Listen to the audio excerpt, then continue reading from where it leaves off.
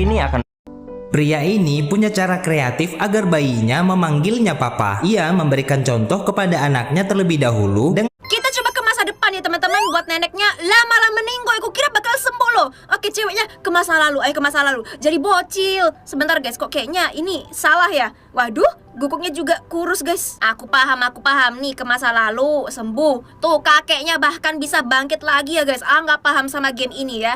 Tuh ceweknya kerja supaya rumahnya bisa menjadi bagus. Oke, kita bagusin semuanya. Ini terus tanamannya juga dan anjingnya. Sip.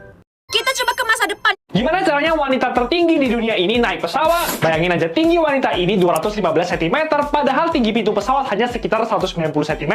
Masalahnya, wanita ini aja kesusahan jalan dan harus pakai tongkat buat jalan, apalagi nunduk bahkan jongkok. Wanita ini juga memakai pesawat komersil kelas ekonomi, yang tinggi rata-rata kabinnya hanya 2,2 meteran, cuma beda 5 cm sama kepalanya. Jadi pasti lebih kecil dan susah kan dibandingkan pesawat bisnis atau first class? Tapi kalian gak akan nyangka gimana akhirnya Rumeisa Gelgi, wanita tertinggi di dunia ini, bisa masuk dan akhirnya terbang menggunakan pesawat. Dengan bantuan sejumlah staf maskapai penerbangan, Rumeisa harus dibaringkan di atas tandu sambil diangkat menggunakan high lift loader yang biasa digunakan untuk mengangkat barang. Nggak sampai di situ aja, staf maskapai juga harus memindahkan setidaknya 6 kursi penumpang untuk memberikan Rume ruang yang cukup luas. Karena dirinya harus berbaring di atas tandu selama 13 jam penerbangan dari Turki menuju San Francisco, Amerika Serikat. Walau terlihat cukup ribet, tapi kala itu staf pesawat menyambut Rume dengan sangat baik. Menurut Rume pun, penerbangan itu juga sangat berkesan. Kalau kalian naik pesawat, kalian Kisah tragis wafatnya Siti Asiyah, istri Fir'aun, terjadi setelah Nabi Musa mengalahkan para penyihir Fir'aun. Keimanan Asiyah semakin kuat dan ia tak berhenti. Kamu tidak boleh lewat.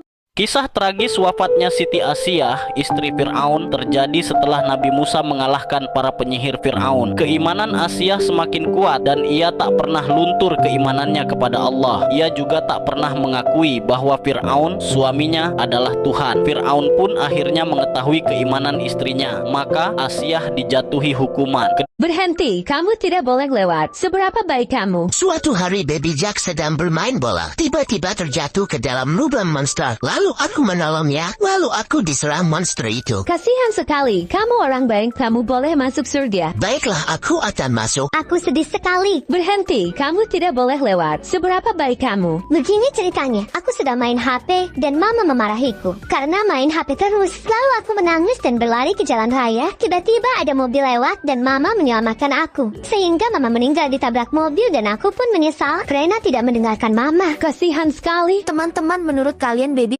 Seorang anak nakal ternyata menjadikan granat tangan sebagai mainan. Dalam perebutan tanpa disangka-sangka pemicu granat tiba-tiba tertarik. Melihat hal ini, tentara sukarelawan langsung menunjukkan ekspresi tegang. Namun ledakan kecil dari granat